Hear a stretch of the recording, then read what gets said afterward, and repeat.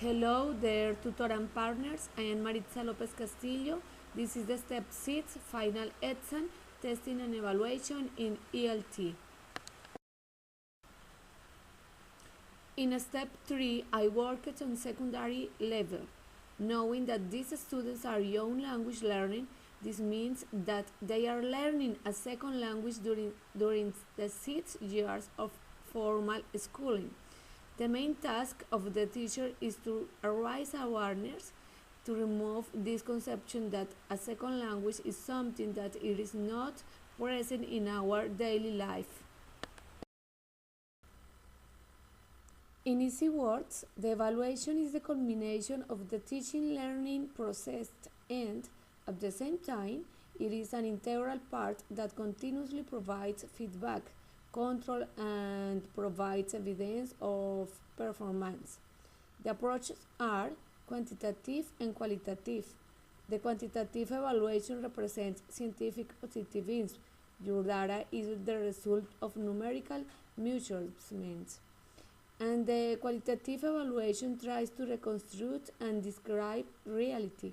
It is done based on value judgments about the data and evidence extracted from the evaluated reality. The methods are summative and formative.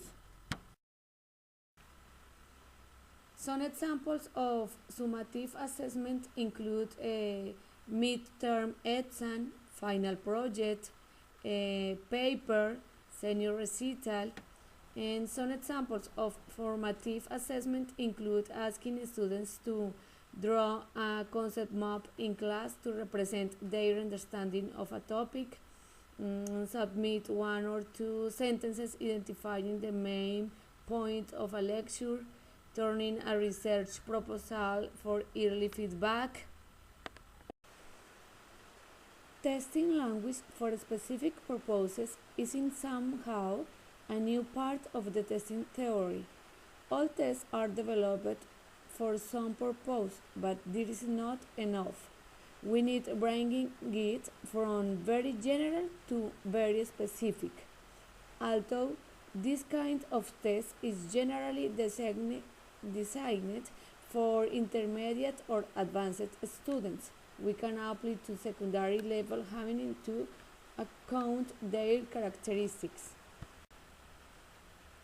Absolute characteristics is defined to meet the specific needs of the learners, makes use of underlying methodology and activities of the discipline it serves, is centered on the language appropriate to these activities in terms of grammar, lexis, register, study skills, discourse, and genre.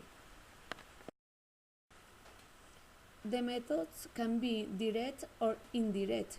Direct methods of assessment ask students to demonstrate their learning, while indirect methods ask students to reflect on their learning. Tests, essays, presentations, etc.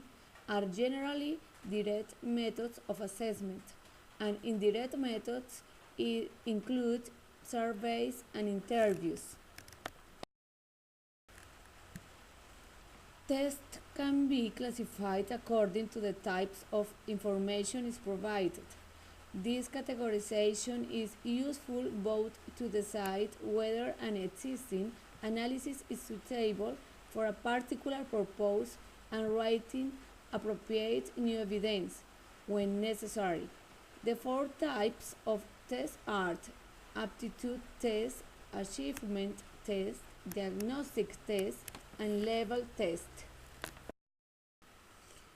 Synchronously and or asynchronously, the assessment through technology may have greater scope.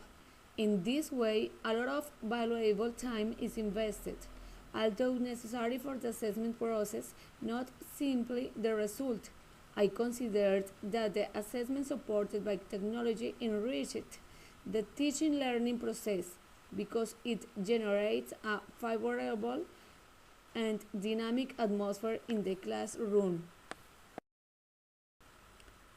Traditional assessment in many cases is considered tedious experience for students, which should have specific times and spaces for its development, and for teachers who have to review tests and qualify it in a virtual way. Therefore, technology can enhance the assessment in many ways.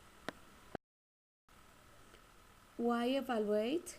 What is the purpose? Evaluation today is perhaps one of the topics with greater prominence in the educational field, and not because it is a new issue at all, but because administrators, educators, parents, students, and the whole society as a whole are more aware than never of the importance and repercussions of evaluating or being evaluated. In the evaluation process, the learner has the opportunity to discover and correct his or her mistakes. The student learns as a workshop or evaluative format, while building knowledge and values individually or in teams is resolved. Summative assessment at the classroom level is an accountability measure that is generally used as a part of the grading process. Some examples of summative assessment are assessment end of unit or chapter test, end of term or semester exams, scores that are used for accountability for school and students, like report card grades. It will show us whether the students have learned the recently taught materials successfully. The proposal evaluation starts with the Unit 1, and the topic is verb to be and vocabulary. Here I show the performances for some skills like oral communication, visual interpretation, reading comprehension, and writing. The listening test. It is vital that we learn to listen effectively. Listening is an active process. The students can show his or her abilities with grammar and vocabulary by this evaluation. Visual interpretation is recommended to overcome lack of spectral differences in the imagery. Good reading comprehension is the ultimate goal of reading instruction at all grade levels and for all adolescents. Reading comprehension tests can vary along many other important dimensions besides mode of administration, such as the type of test adolescents are expected to read on the test. Another powerful assessment tool is to have students write down their own answers to questions, instead of having students merely select the correct option. Writing answers compel students to compose their own unique answers to demonstrate their understanding.